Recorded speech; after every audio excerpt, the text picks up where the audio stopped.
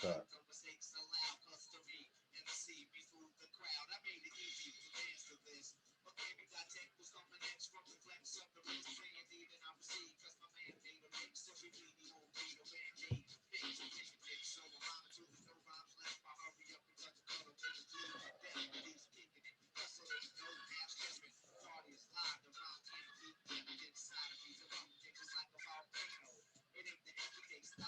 Peace, kid. How you, girl?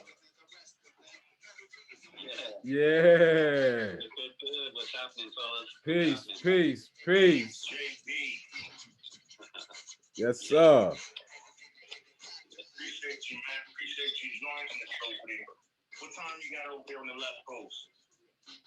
We got just right after 4 p.m. Oh, okay. Okay. Right. Yeah, time different. The clock over here. Laws in the building.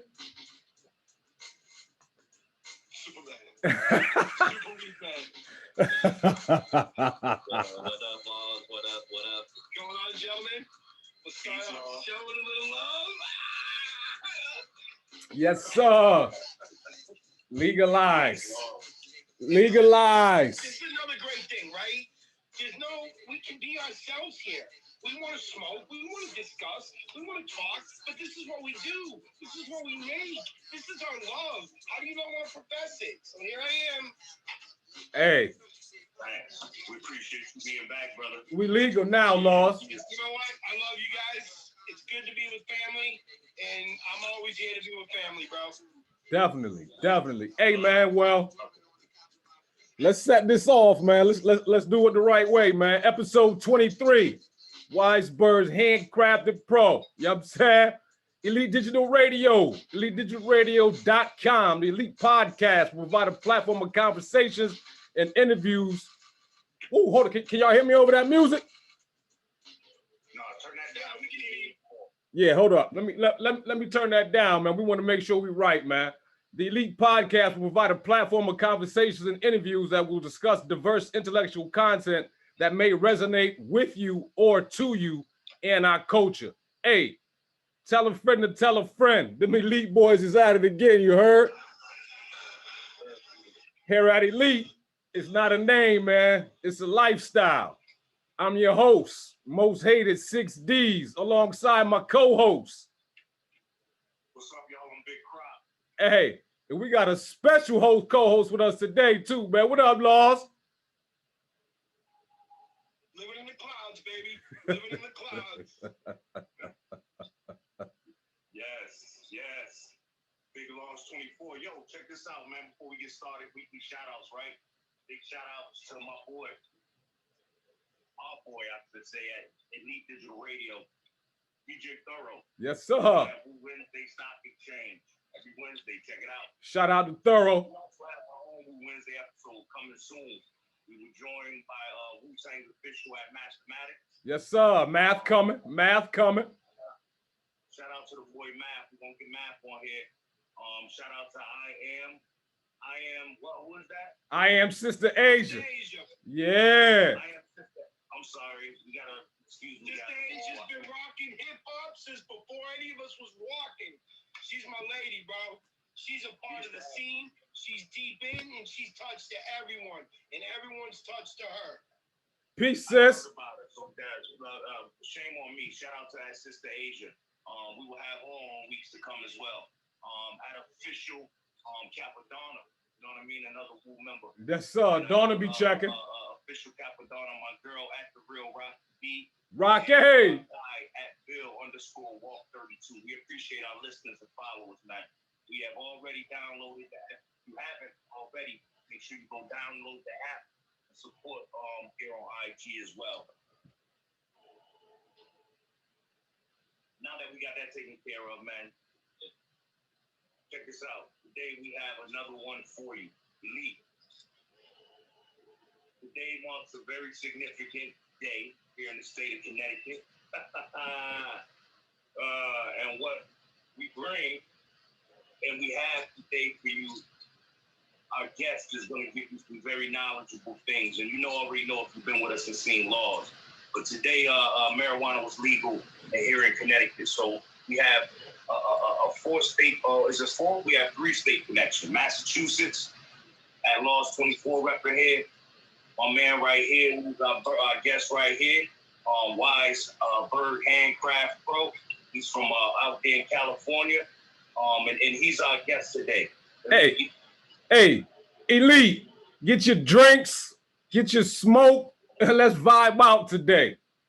Today's guest comes to us from the West Coast, man, a friend, a father, and an old school hash extraordinaire, man.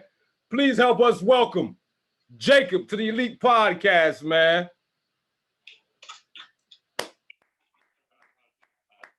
Welcome in, ladies and gentlemen. It's going to be a fun ride and a great hour. Thanks, man. Thanks for taking some time out your schedule today for us, man. We know it's 2 different time zones, but we appreciate that, man. Thank you. Thank you. Yeah, no, I appreciate it. Thanks for having me and stuff. I'm really excited for the conversation. And that's amazing that it's all the way from the west to the east coast here, right here. It's just like the power of the plants. Really, it's dominating, and we have no control over it. We just got to, we're chaperones of the process. Hey, man. Well, let's jump right into it, man. Let's have you give our listeners a little background of, yourself, where you came from, where you were raised, and how you developed this passion for this plant, man. All right. Yeah, most definitely. I'm currently out on the West Coast. I've been a Cali resident for the past 20 years. I was born in Texas, raised in Denver, Colorado. Okay. Kind of came up in the streets, super gutter, third generation hustler. Had parents, go to prison for this plant. Had family members die for the plant.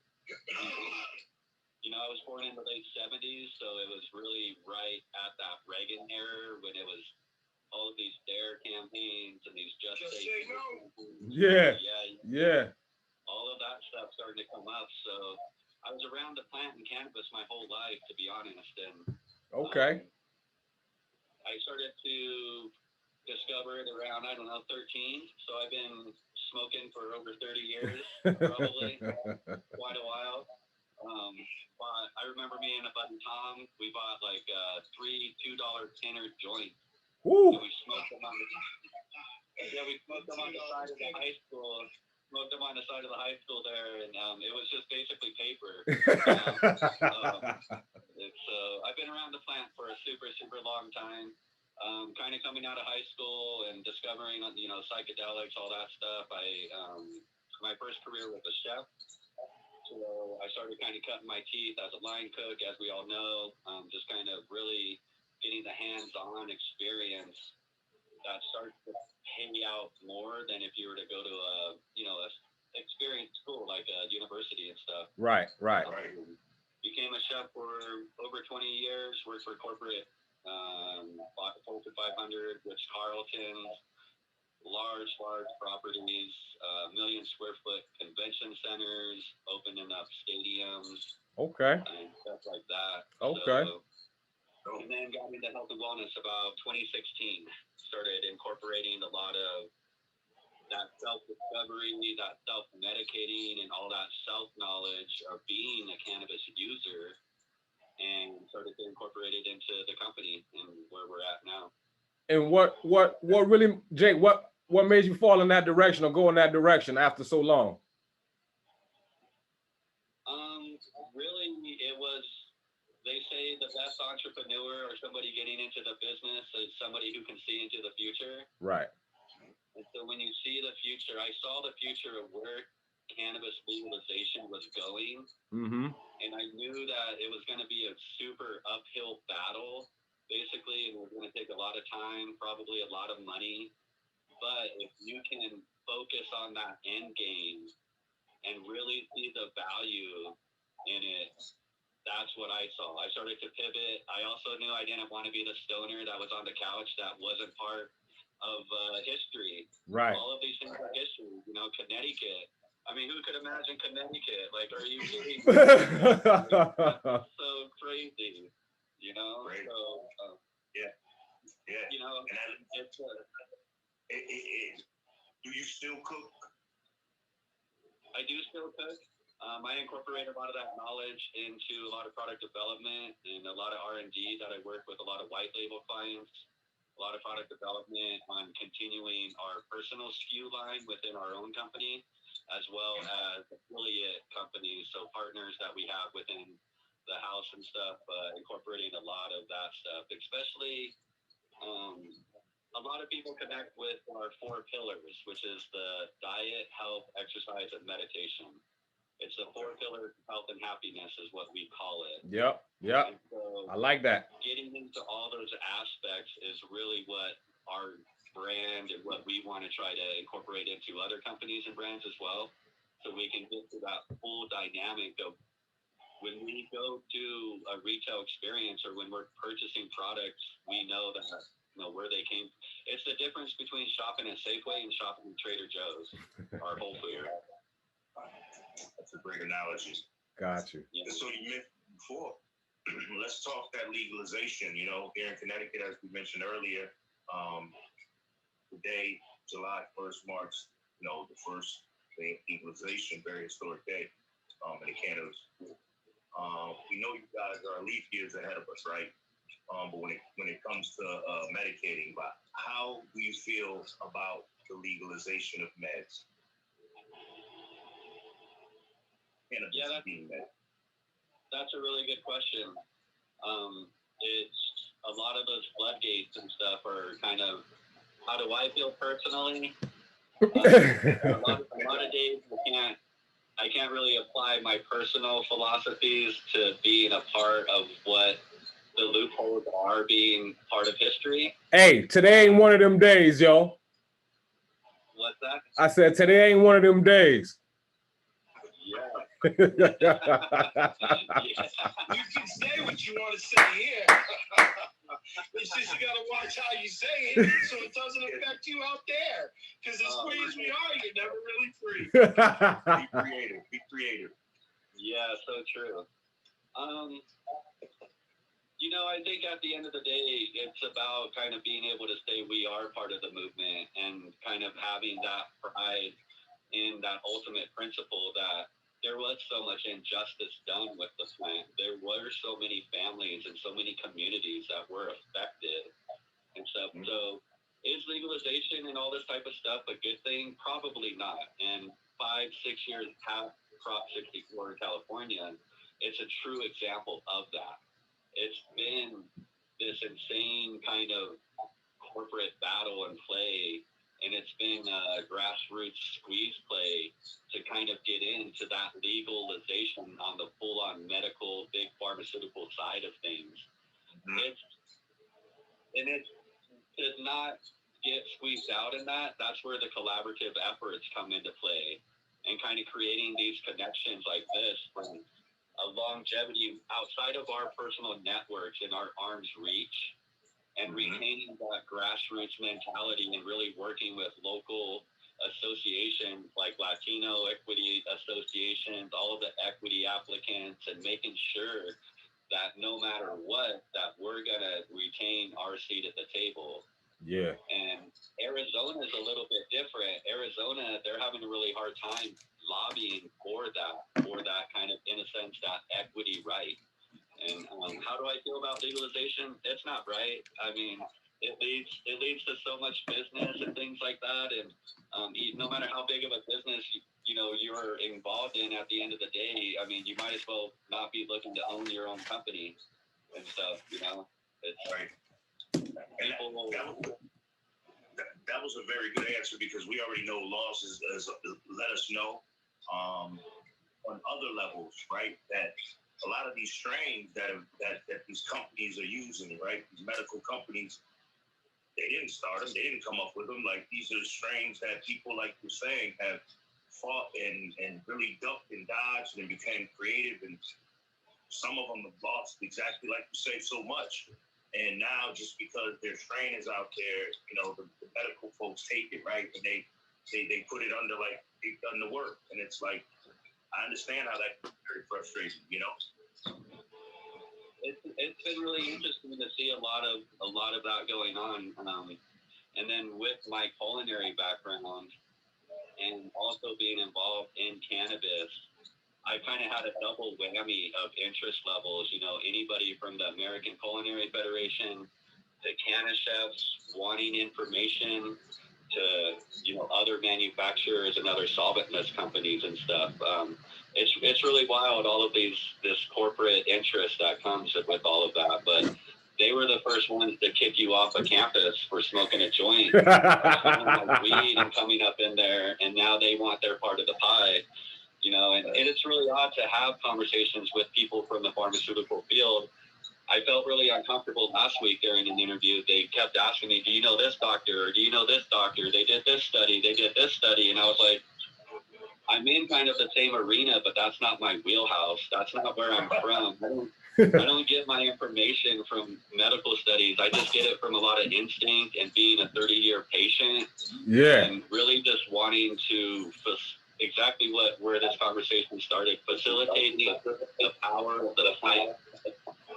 Because if we just focus on that, at the end of the day, we'll have our seat at the table.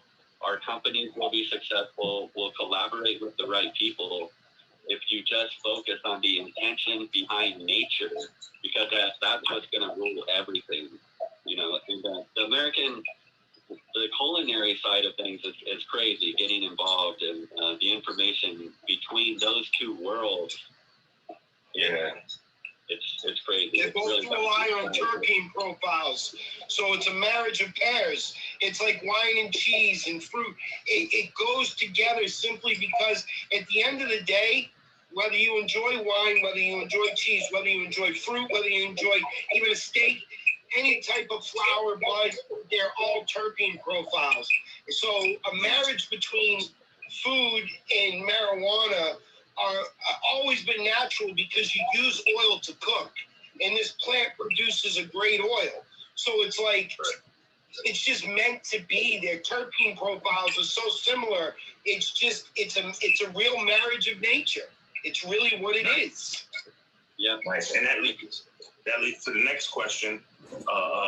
Jake, what's up with define? We've asked Laws this. Define hash for the listeners who don't understand the. Hey, listen, hey, Jake.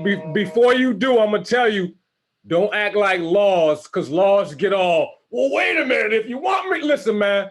In your own words. In your own words. What is hash? In a sense, I say hash is really similar to our own autoimmunity system, because the plant creates hash and that medicine and all those cannabinoids and all those terpenes by a way of wanting to protect itself from almost, in a sense, exterior elements. And it's the same way our body works, is we uptake specific things to create specific type of fuels to keep us healthy, physically, mentally, disease-free, sick-free, stay healthy. Hash is the exact same. It's a duplicate of our own autoimmunity system. Wow. Now that was deep. I like that. So tell us, what is it that attracted you to it? That's super funny. That's a good question. What attracted me to hash? Honestly, at the age of 44, if I were to say what attracted me to it, I remember my mom. It must have been this placebo effect that created an involuntary attraction to it, because she would always say, as a stoner herself, "There's nothing like hash. There's nothing like hash." And then it was maybe my junior or senior year, so maybe 93, 94, somewhere around there. I was with my brother. We pulled up to a stoplight, and this guy in his truck next to us, he had his window down. He's like, "You want to buy some hash?" I was like, "Yeah." Tell him, "Yeah." I was like, "Tell him, fuck yeah." You know, and we're like, "How much you want?" And we pulled over and talked about parking lot. And he gave me this thing wrapped up in foil. I kicked over $60, and we started raiding. It was like this true blonde Lebanese cheese wedge of hash that got me and my homie high for like 3 or 4 weeks. Damn. Until nobody wanted to smoke any hash. And I think at that time, I was like, wow, power of hash. There's something different about hash. So, you know, I've had a professional career my whole life as a chef, but then when I started to get into the legal market, I started to see the dispensaries that it was just like basically a mason jar on the back shelf, $10 a gram, just pure crap. And it's like, that's not hash, that's not really hash. And that's when I started to see a need for it and the education behind this is why an organic medicine is way better than these concentrates and this whole other movement that's going on.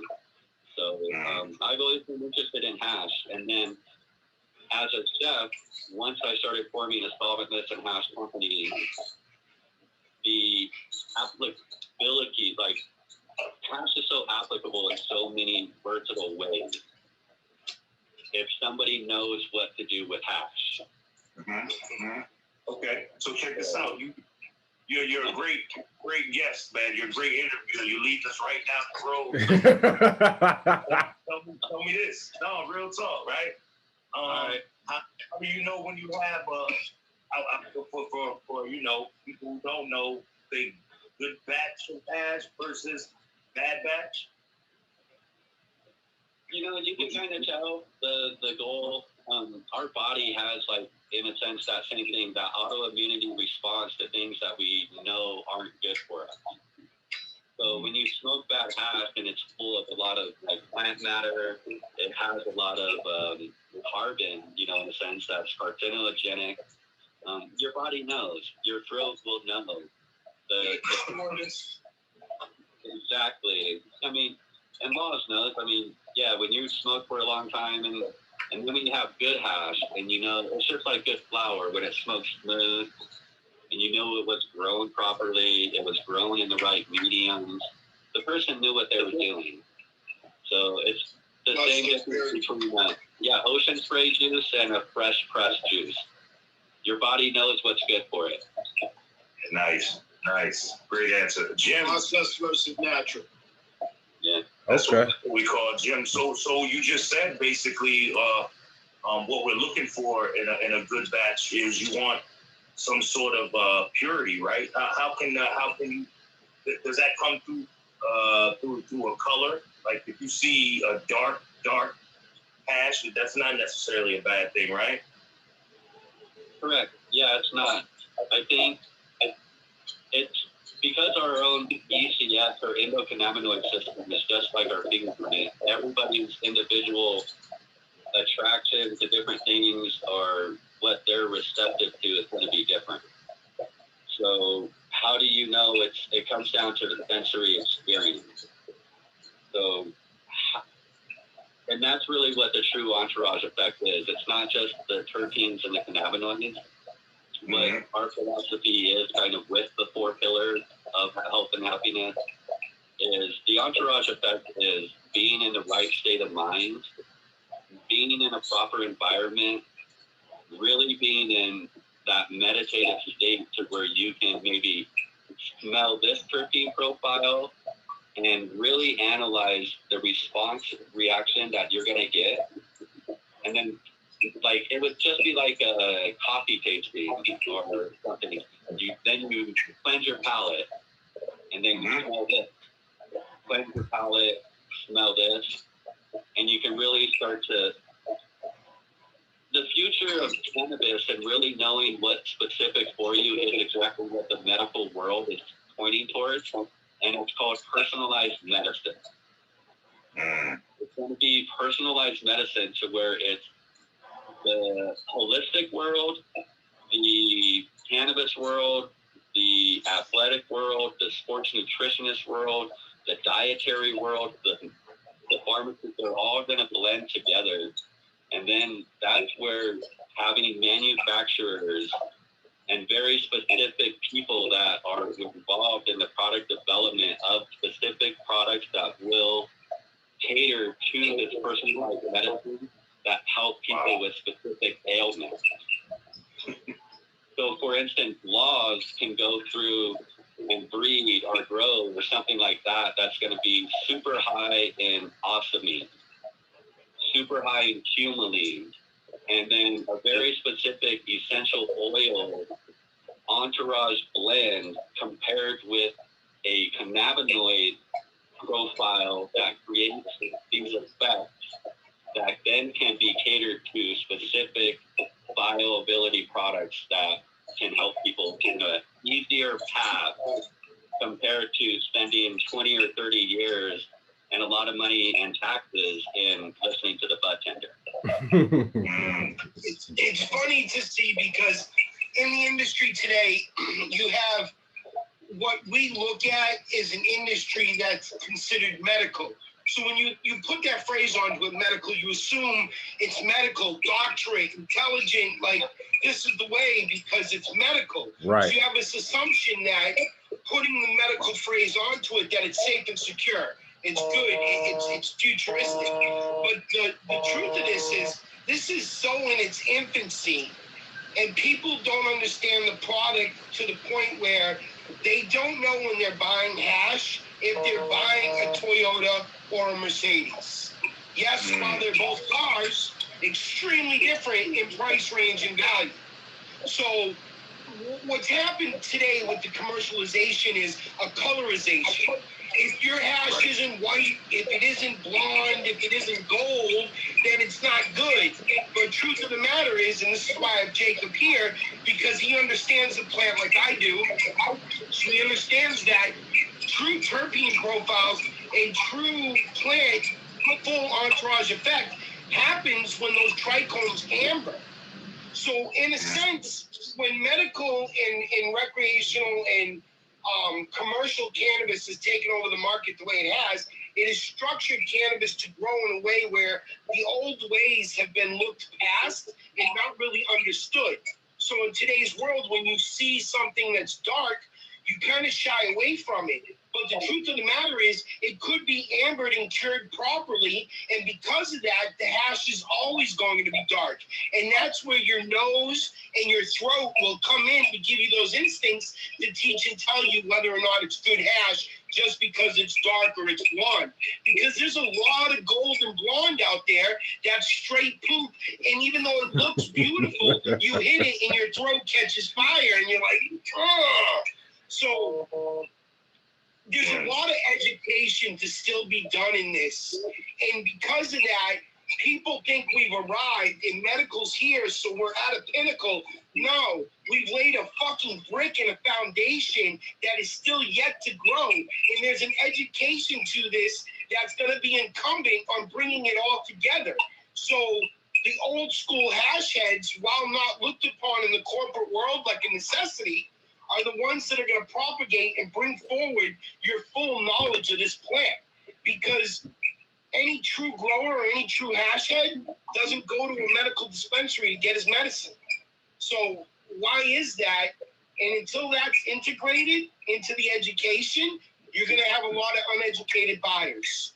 And so that's where finding the guides to help you understand what the product is that you truly have, in the end will have way more value than owning an actual SOP or a license for a dispensary.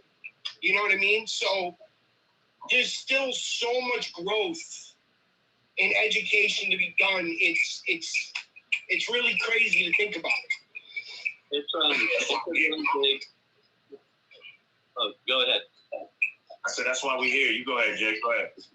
Yeah, it's a really big obstacle that I actually face as a brand a lot of the time is that visual aesthetic on what is better. Is a clear yellow concentrate better than a darker concentrate?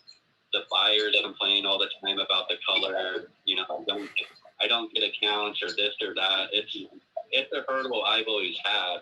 And in short, we've also stood by that. We're a full spectrum company. You know, we don't make, the clarity and the visual aesthetic is not the goal of mine as a brand at the end of the day.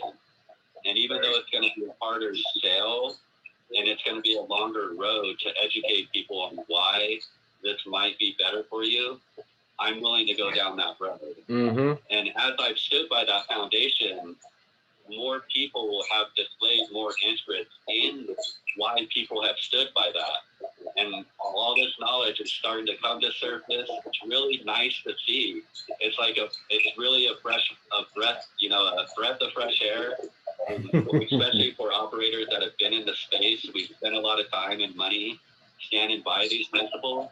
Definitely. And so there's a lot of articles, and even in the last 2 or 3 weeks, that are coming out about what's the difference between dry cure, a darker concentrate, and a fresh frozen single micron.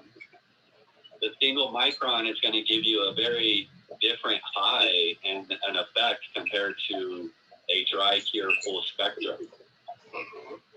And you're not really a much lighter effect. Yeah, I'm not really one to say which is right or wrong, or, because every person is different. But we do know that I learned this as a chef because I had really good mentors, and they said, that's our job as a chef, is to retain the integrity of the ingredient you're working with. And to retain the integrity of that ingredient, which is the cannabis plant, the less we manipulate it, the more power it will have. Right. That's what nature wants. Nature doesn't want us to manipulate things to make us stroke our own egos, being able to say, I separated and isolated 7 different cannabinoids, but at the end of the day, you've spent $5 million and it doesn't create the entourage effect. At all. Oh, no.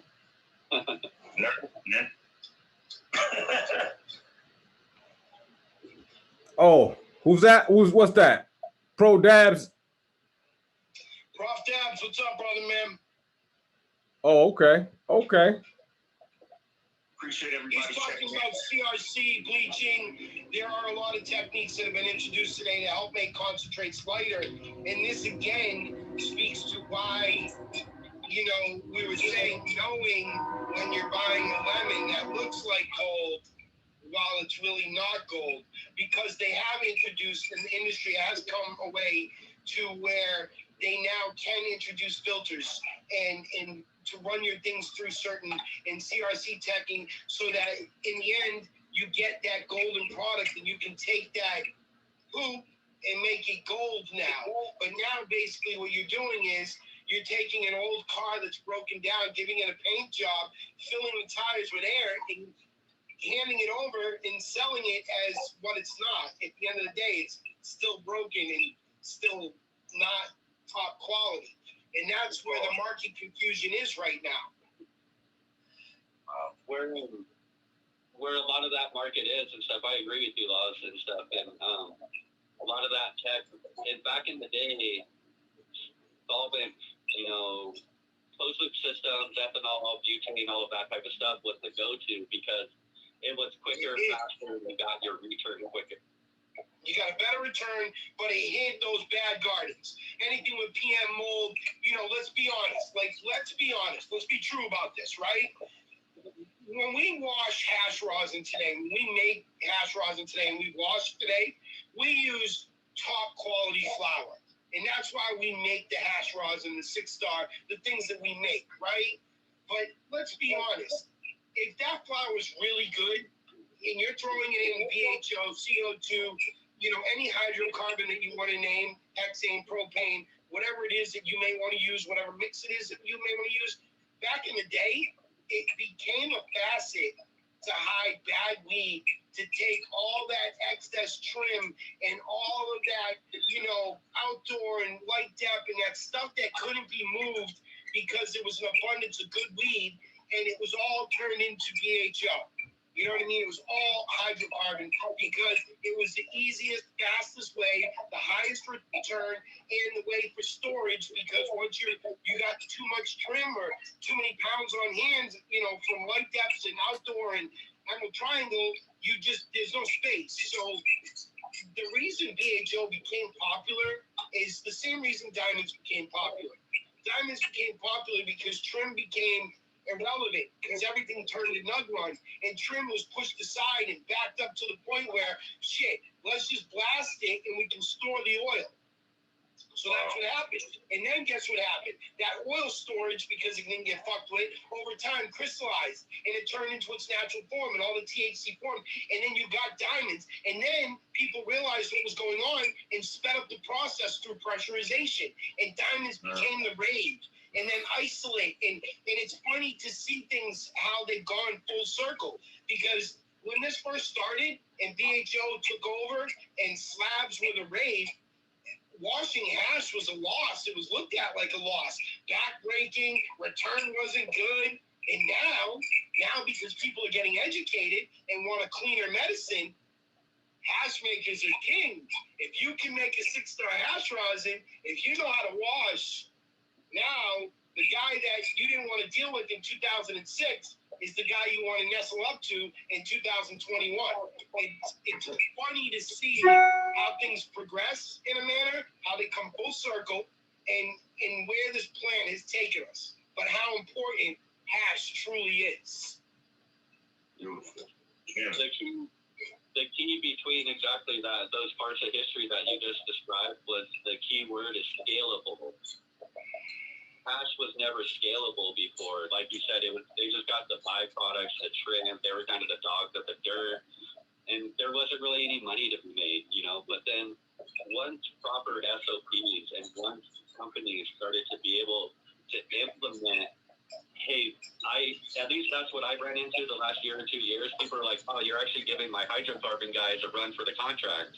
Like, you're giving them a run for the money because you can process it basically almost in the same amount of time, the same amount of volume, and you're getting the same return. And I could be prouder of the product that I'm putting into the market as a solvent than giving my 500 pounds to the hydrocarbon guy. So it became scalable. Once hash and solventness became scalable, that's when that interest level was like, oh shit, like, all right, now we can start to automate this a little bit. We can really start to speed it up.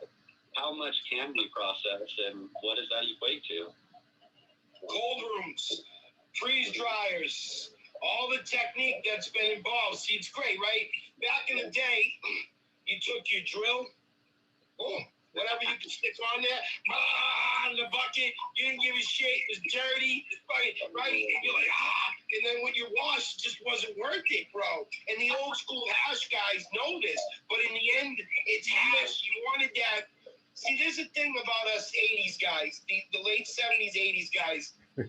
We were Amsterdam travelers, and honestly, hash and Moroccan, and that culture was so affluent and strong that hash was, in essence, your true birth to the plant. You know what I mean? And really, as much as we smoked flower, we smoked a lot of brick, a lot of Mexican, you know, because until you got to your late teens or you started to grow yourself, kind wasn't really affluent. You know what I mean? So to get that hash was always the hunt. It was the true blessed want, you know, at the end of the day, the essence and the truth of the plant. And how did you... Before your glass works, how you roll it down, right? String it down. So the old school way, you know what I mean, is you would heat it up and you'd spread it on your paper, okay? And if you didn't want to do that, then what you would do is you heat up a couple hot knives and you just touch them together, and boom, it would instantly combust in the smoke. Or you'd pin method, where you'd stick it on a pin and you just light it and sit over it. And you know, in the end of the day, and I look back to that, I was probably getting more butane than I was actual hash. But you know, you didn't give a fuck because you were smoking hash. You know, I mean, I'm old school when it comes to smoking hash. We didn't have glass pipes and no, bro. Glass is a savior to marijuana. And pipes have always been around bowls for smoking weed, but if you had a glass pipe in the 80s, it was more professed towards crack than it was towards... Yeah, hell yeah. You know what I mean? So that's where, as a true head, salads became king. What we call salads. You flatten out a little disc of your hash, and you put it on the top of your bowl, you keep it off, and then you hit that fucker and have a salad, and get yourself nice and deep and ripped, and get them lungs full, and you know, but... Hey, let me ask you this. Which came first, the chicken or the egg, right? Was it the production of the good hash that had to produce the glass, or did the glass promote the hash. Okay. I mean, You know what it is? Honestly, that's an easy one. It's not as complicated as the chicken and the egg. The hash pushed the glass industry. Mothership Glass and a lot of these $30,000 to $50,000 rigs exist today only because of the hash industry. So the hash pushed the glass. big up. You need a shirt. You need a shirt, bro. right now. Get online, copyright that shit. The hash, man. Hey, the glass. all right now. Made the hash. Now, Jake. The hash made the glass. Go ahead, G. Jake, everybody got their own definition, you know what I'm saying, or interpretation of things. So once again, for us in your own words, let's talk about recreational use versus abuse. Yeah, that's a super good question. Really good question. Recreational versus abuse. I think the only difference between that is education. Because in a sense, everybody has an endocannabinoid system, so you should be medicating on some level. And even the word recreational isn't really the right word, because if it is needed and your biological system needs it, then you're not really doing it just for entertainment. You're actually doing it for self-medication. Just education, because a lot of people don't know why they're getting high, or they don't know why their body actually has a need or a craving. I'm saying, hey, I really enjoyed that, or I like it when I eat an edible. And then knowing what the fine line is there between what microdosing is and eating 100 milligrams a day is going to do to you. If you can microdose 5 or 10 milligrams a day and use it as a medical aspect, still be a functional person where you can recreate and enjoy life and not get into that abusive level to where you might as well have a different addiction like alcohol or something. Just educating. So the more we can educate in the space, the more we can educate the consumer, the less addictive or abusive habits people will have with having free access or having more access to products and stuff. Great answer. Yes. Hey, you know what? Man, I think we're having some technical difficulties. Some of our viewers is talking about is y'all audio? Can you hear us, Laws? I hear you guys, yeah. I mean, we are breaking up every now and again. You know, I just think it's this platform. I think until we get, where you want to be in the studio, this is the platform we're working with, and this is the best we can put out for now. But Instagram's always been, it is what it is. But this is our starting platform, and we thank the people that are here, and we're sorry for any difficulties they're having. I agree. Thank you. Is my audio choppy? No, you're fine. I hear you fine. I hear everybody fine. No, that's what I'm saying. I see all the comments flowing through. Yeah, I see the comments, but I haven't heard any breakups myself. Yeah, so I mean, it could be that you got to understand something. If people are listening to us on a mobile platform, if they're in an area where they're going to have difficulty, they're going to have difficulty too. So we have no control over that. Yeah, no, I was just trying to make sure everybody here was able to hear, because I didn't take anything. Oh, see, yeah, fast. John Marcoux says he can hear us. Prof. Dab says he hears us. Yeah, okay. Stoner says we look fine. Okay, all right. Just checking. Stoner, what up? We are definitely sorry to anybody that cannot fully understand and hear us. That's why we rebroadcast this on the podcast. Follow Elite Digital Radio, sign up, get the app. And again, we apologize. Yeah. Bear with us, and we're here to talk to you and educate you. So definitely, man. I kind of have my own, kind of interpretation on the recreational market. Okay. Especially seeing 5 years past Prop 64 and seeing how that movement has been. I call the recreational market basically market research. It's kind of an opportunity for the state and a lot of other outside eyes, including investors, other countries, to really put their eyes on the data and the analytics before they pump in. In a sense, the recreational market, you can study a $5 million company before you invest into a $50 million company or a $100 million company. They're going to study the data from the recreational area, see what's going on. They're going to study the kind of the consumer trends, all of that, and then be like, oh, here's medical. They're going to be onslaughted and stuff. And then if you made it past the recreational market, if you actually had a recreational brand or products that were applicable to the medical side of things, then you can move into the health and wellness aspect instead of just the recreational side of a business model or a brand or that culture side of things. That's going to be the bridge gap. So really educating behind all of that, and the big corporate themselves are going to do it for us anyways. They're going to take away that anyways. They're going to say, this is medical, this is this. They're going to cure it out. It's all kind of. And I don't know. That's just me. I study the market a little bit, and these are the conversations that we have out here in California and stuff for sure. Well, that's exactly why I asked to hear your perspective, man. Listen, this podcast is probably not like anyone that you've ever been on before, man. The reason why you on here is we're here to hear your story and your perspective, man. We're not going to shelter or hold you back from saying nothing that you want to say. You know what I'm saying? Yeah. And we can tell. Go ahead.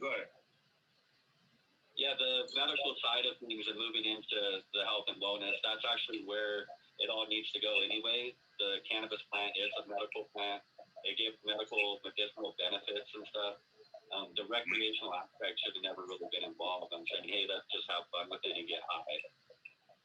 It's really important. Somebody says, can we speak on what the industry standard or best are now for bubble bags? I don't even know. I think that's more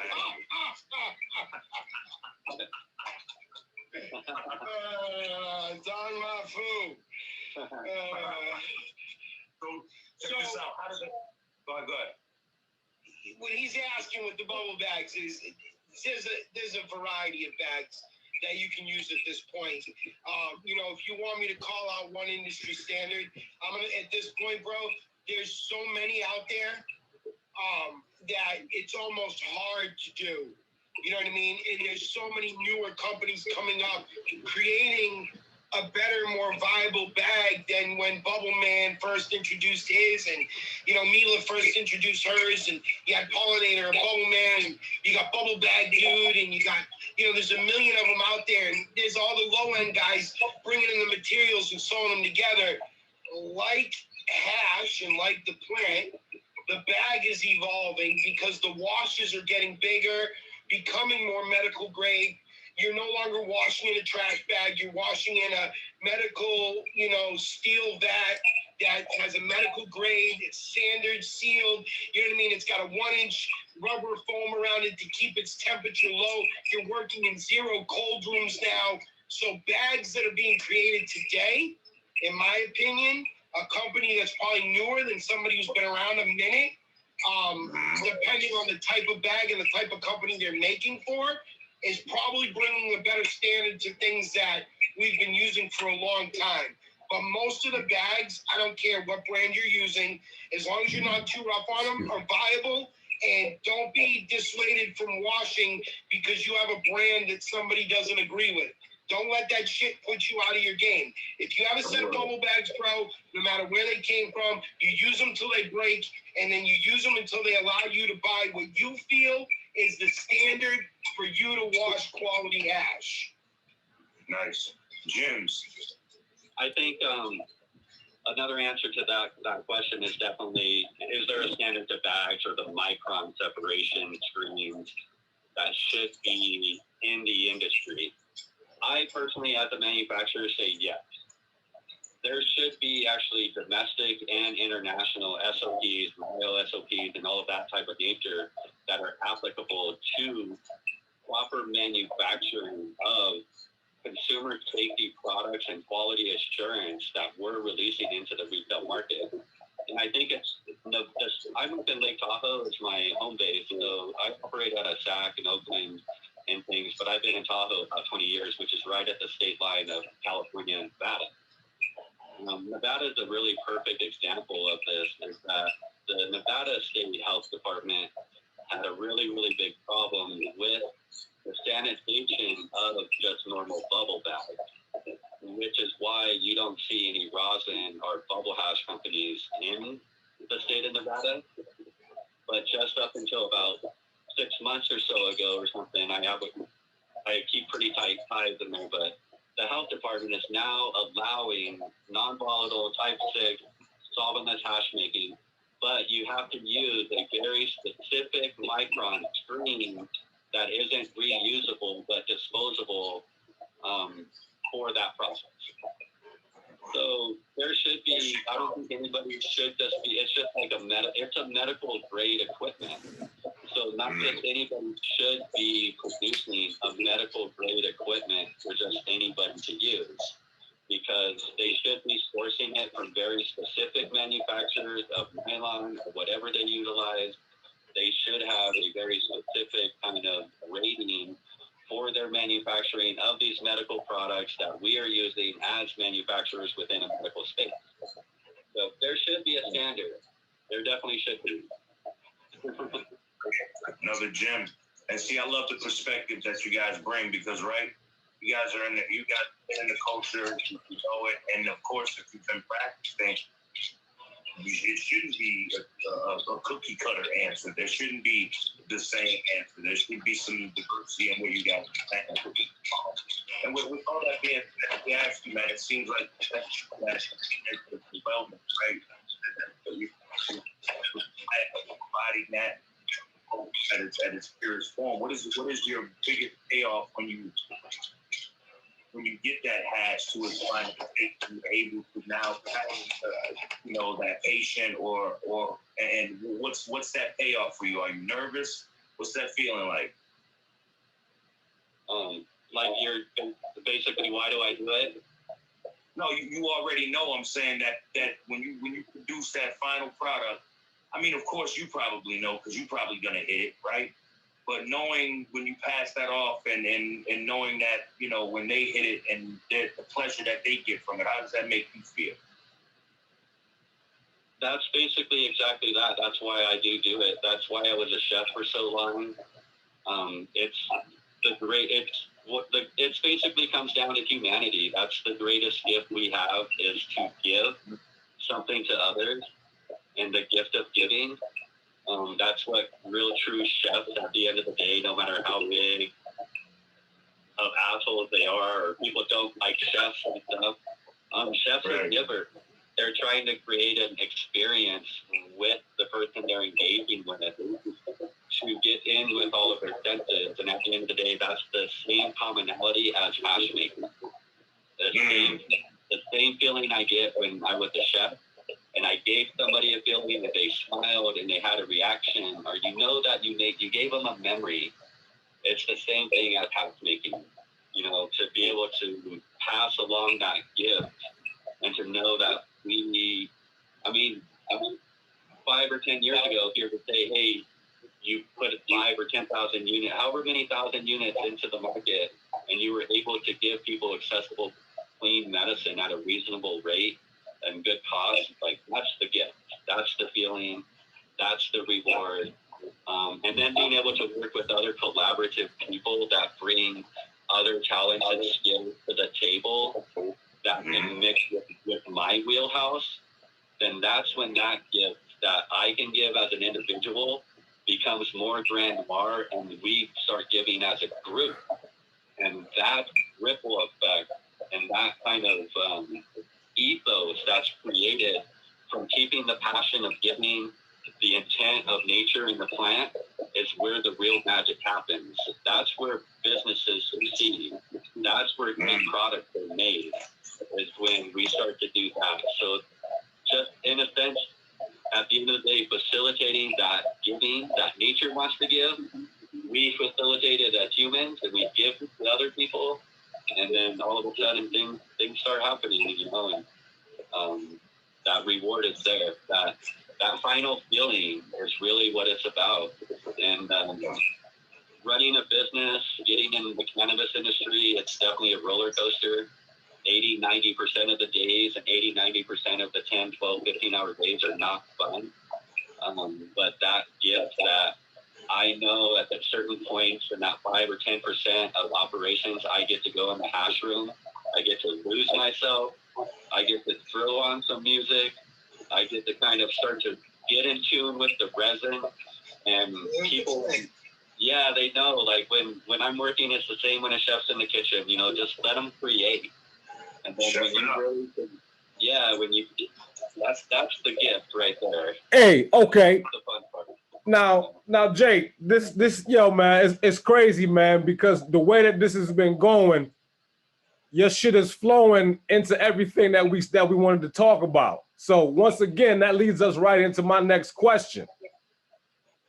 Let's talk about, okay, that same feeling, right? But now you getting ready to go away to a cup, right?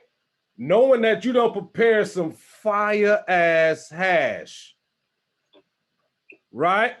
Now let's talk about that feeling when you go and sit down with the squad and you say, all right, I want y'all to taste this.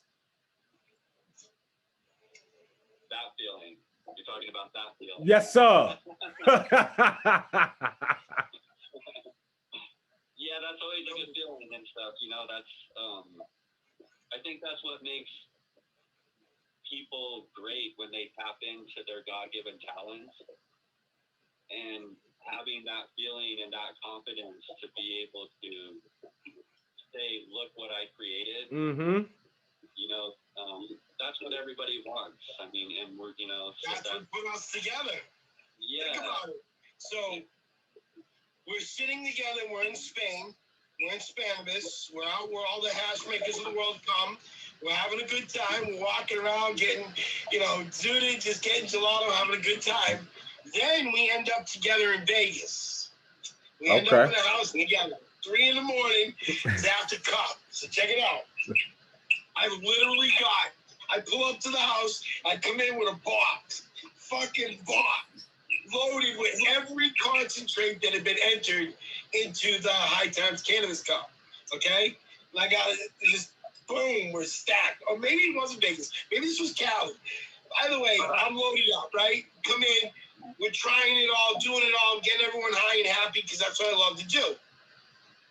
Now, I've been in town for 2 weeks. I've been judging Cup for 2 weeks, dealing with all the strains, all the goodies. You know what I mean? I've been exposed to all the hash California and the country has to offer. And everybody's in today's SOP of making the gold. And Jacob pulls me aside. It's like 3 in the morning. We're sitting at the table. He's like, come in. I got something for you. And I'm like, all right, what? You know what I mean? Like, and when hash heads get together and they do that, yo, come here. You know it's going to be good. You know what I mean? It's like, come over, smile. What's up? He's like, look it, bro. So check it out. Full spectrum. I made this. You know what I mean? Here's my box. I just want you to have some. He's like, I know you got a ton of hash. I know, you know what I mean? He's like, but this is me. This is me on a fucking plate. And I was like, you know what, bro? That's real. That's what I want. Yeah. And especially me as a fucking judge, a winner. I want to fucking see guys like this bringing me their soul on a plate. That's the dude in the turns the hash, you know? And he gives it to me, and I crack it open, and I dab it, and it's fucking old school hash, full spectrum, amber. You know what I mean? You know, he hung the plant, he dried, he cured, he went through the steps, and bam, this was it. And half the guys at the table didn't have a clue. You know what I mean? And that's when you know the elevation of where you are and the people around you. And all these guys are reaching into my box, grabbing all this shit that, like, it's, you know what I mean, everyday run of the mill. And we got Jacob over here dropping some hash. And nobody gave a shit because it was dark and it wasn't eye appeal, but it was real. And man, to this day, bro, that's why he's the homie, because it's real. And the hash was real. And the effort was real. And it was him on a fucking plate. Nice. Shit, mad love. So promote your shit, man, Jake. Tell us where the people can find you, man. What you got? Like, I don't want to go. We've been going this whole thing. People been on here listening. You know what I mean? Promote what we can find, what you got going on. Oh yeah, I appreciate that and stuff. Look me up on social media at Tahoe Bird, at WiseBirdHandCraftedPro products. If you're in the state of California, you can find our products all the way from Truckee on the delivery service up there, from Colfax to Modesto to Stockton to Sacramento to pretty much everywhere. So there's just kind of get onto Weed Maps, check it out there. I've been doing a lot of podcasts and interviews lately there that I put out on Instagram. I'll be doing a solventless concentrate presentation at the up and coming Fall Emerge conference as well. So definitely look out for a lot of collaborations. You know, that feeling of being able to put that jar on the table, some fire ass hash, it really only takes collaborative efforts, you know, because I just facilitate what the grower did, and the grower just facilitates what the earth wants to do and stuff. So that jar just really comes from the passion of not just me, it comes from everybody. And being able to put fire on the table and stuff, that's where it's at. That's what we want to do. We want to keep kind of spreading the love, keep spreading this education, and just keep extending our network here and try to spider it out. Definitely. Hey, man. Again, we appreciate you for coming out with us today, man, and kicking it to the Elite Podcast, helping educate the cannabis community on a big monumental day here in Connecticut. But before we get up out of here, Jake, we do a favorite five. Now, this favorite five, I'm just going to ask you 5 favorite randoms. And you just got to spit to me whatever comes to your head. All right. You ready? You ready? So I start off real soft and real slow. Favorite food? Fuck. What would you say? Fuck. Oh, okay. See, that's yeah. I can lose myself in a bowl of soup. now being a chef, is that one of your favorites that you make? No. I think that's something that really comes from the heart and the soul kind of cultured dish. Okay. You got to be a second or a third generation person. I have a lot of sushi background, and I was trained by some really good sushi chefs. But my last sushi position, Maniki-san told me this.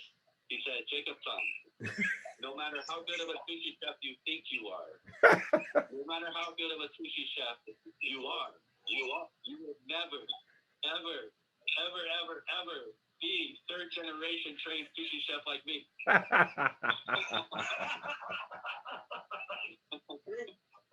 Humble yourself. Oh, shit. I don't think I could ever duplicate that culture dish, no matter how much skill and talent I have. It's something that it takes somebody to teach you in a really kind of grimy kitchen or something, and you know. Right. Okay. Let me ask: is it any fall? Is it you get any protein in it, or you just? Yep, definitely the nutritional value in it and stuff, but all of that, and then definitely the experience, that sensory experience that kind of recreates memories of when, you know, I first did it when I was a kid, or when I traveled somewhere. And then there's a place in Reno that I go to specifically for like the last 12 years. They're the best. Oh, okay. All right. Let's jump into number 2. Now, you being a chef, right? Do you tell me what's your favorite meal to cook with a little bit of that cannabis? Favorite meal to cook. You know, I'm not really fancy. I was born in Texas, and when I cook at home or even for my family. Wait, hey Jake, hold up. Let me rephrase that. Cannabis infused meal. All right. Yeah, cannabis infused meal. Man, that's a really tough one to narrow down, because a cannabis infused meal is a full-on experience. So you're kind of getting into 4 or 5 courses and intermezzo and a full-on menu. Oh, hey, Jake. See now, You said, now you just opened it up now because now you got to tell me what your meal is. Yeah, the meal. I spent a lot of time in Guatemala. I lived down there a couple of years, so Latin food. Okay. Those flavors, being Latin myself, you know, it would probably be based around a lot of that. Okay. I like a lot of citrus, a lot of really, you know, yeah, Latin flavors. Okay. Okay. All right. I'll give you an easy one now. Your favorite strand? Ooh, whoa, that's.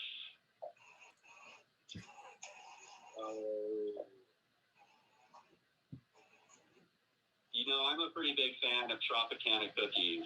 Okay. When I come across Trop cookies. Trop cookies, really? GDP, anything GDP cross, anything Hindu Kush cross. You know, I don't know. I have a lot of weaknesses for weed. You know, I'm like a kid in a candy store when it comes to strains and kind of stuff like that, for sure. I like the Trop cookies though, bro. That earthy orange is nice. Yeah, you know, there's an orange sundae that I'm pretty weak for. That's been going around. I don't know. That's my favorite. Shit. I don't know. There's too many. It's an easy one to say. All you gotta say is, my favorite one doesn't exist today. The OG skunk. It's not around. No one has it. The skunk is king. You know what I mean? It's like the old school original haze. Yeah, you love talking about that skunk, you know yo. What I mean? But the skunks and the pines, baby. It's all about the fruits today. But them skunks and pines is where we all grew up. Oh, you love that skunk, man. That's all you be talking about is that skunk. Yeah. Motherfucker, that shit was good when I was 13. It's fucking good at 47. What? Yeah. All right. Hey, Jake. What's the last flower? Number 4. Flower. What was the question? Flower 4. Favorite that you've ever tasted.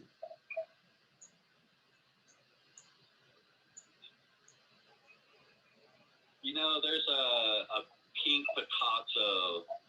Oh! But it's a Candyland with like a 96 OG cross. Okay. For some odd reason, that is it's phenomenal. Yeah. You know what? I seen it, but around here, man, the whole presentation thing is kind of crazy for me. So it kind of turned me off once I saw it. You know what I mean? But I know what you're talking about. I know what you're talking about. I could see that.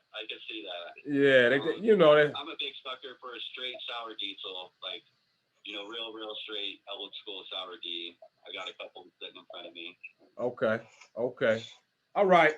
I'm gonna let you out of here on number 5, Jake. You ready for this? Yeah.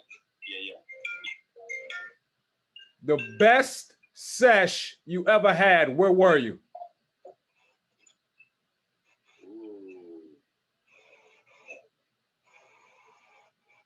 Best sesh I ever. That's a really good question because we're a 215 company, you know, and moved into legalization. So we came up at the sesh. We are a sesh company. Like that's where we cut our fucking teeth. And this one time, the Green Door in San Francisco allowed us to have a sesh above the Green Door up in their smoke area. And this is like, I didn't say this. But yeah, we seshed it. We threw a sesh, and it was so badass because we were like, how is this even, in a sense, legally happening right now? And we did 2 of them, and then they started to want to cut. See? But the memory of the sesh and just how cool everybody kind of really, in a sense, felt, because we were like, wow, look where we're at right now, and look at, this is the future. Right. So I remember that feeling of kind of saying, we're seeing history in front of us of going from a sesh. And the other people out there, I think they have the same feeling and be like, wow, it's happening. So that's one of my most memorable sessions. And also it was really memorable because it has this elevator and everybody was like squeezing in super tight with all of their gear and their tables and their shit. And it was just like this real family affair type thing, you know? So nice. The sessions back in the day were such a family, and they're still family, you know, but that's definitely where we came up. So I have a lot of good sesh memories. Absolutely. Although at this one time, Vice News actually did a small documentary on the underground sessions in Oakland. Oh, word. And I think now it's like been they can't post it anymore and stuff. But and this sign actually behind us, this sign was visible in one of the hand shots on Vice News on their session. I remember that night, all of the vendors, everybody was like, fucking Vice is here, bro. Vice is here. And they're like, just act normal and blah, blah, blah. And it was just, I remember that night. That was a history-changing moment where it was just like, what's going on in the industry? And things have changed. Oh, yeah. Oh, yeah. For you guys have been pushing the culture, and that's what this podcast is about. The Elite Podcast is all about resonating with people in the culture, man. You know what I mean? And a lot of the stuff you got saying, I'm sure, is resonating with the people and to the people. So we appreciate your time, Jake. Thank you, man, so much for joining us today. Oh man, I appreciate you guys. This is definitely my top three. This is awesome. It was fun. Thank you. Hey, Jake, appreciate that, man. We be in touch, for sure. Appreciate you, brother. definitely gonna be in touch, man. We're gonna keep this collabo going, man, for sure. Most definitely, totally, man. Have a blessed night, and be safe. All right, you too, Jake. Peace.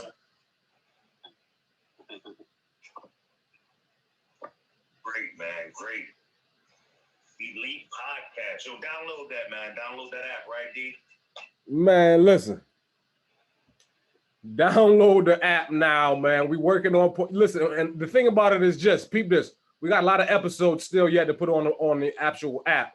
They coming, man. I know we've been saying it, but we working. We got episodes coming, new episodes coming. And listen, throughout the course of the day, there will be Elite Podcast episodes playing on the Elite app. So make sure y'all give us a listen, man. Download the app right now, Apple and Android. Subscribe free now. It's free, man. Download. Subscribe to all push notifications. Stay in the know. We'll let you know when things is happening, what interviews is coming up, songs, music, all sorts of things, man. Once again, we got to shout out our devil in disguise, our boy Laws, for actually being our extra host, man, for the series that we're about to bring to y'all, man. We definitely had to keep him here. We love him. We know you love him. He'll be here for the next, what we got, the next at least 4-5 next month. Laws will be in the house here on Elite, man. Make sure y'all stay tuned and check us out. Bless my brother. Love everyone. Peace, man. Peace to, hey, before, matter of fact, I don't mean to be talking like this all night, man, but big up to all the new people who came in this joint tonight, man. I appreciate y'all. It was a lot of y'all that came in, and I saw y'all, you know what I'm saying, on the page that subscribed and became followers, man. I took all of y'all and followed you right back. Love to you, man. Appreciate you. Check out that Elite Digital Radio app.